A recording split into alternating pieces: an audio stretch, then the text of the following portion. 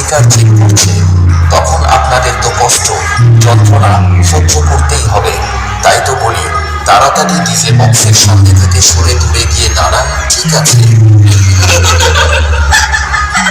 এই বেচারা, তোরা বিনা অনুমতিতে তোদের বাপের এলাকায় ঢুকে পড়েছিস।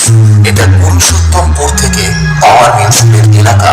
এখান থেকে তাড়াতাড়ি পালা, না হলে পাওয়ার মিউজিক এমন বেশ মারবে তোদের কোমরের নিচে ফাঁক হয়ে যাবে, আর হাওড়ার ব্রিজের মতো শুধু হাওয়া খেলবে। DJ MX Remix.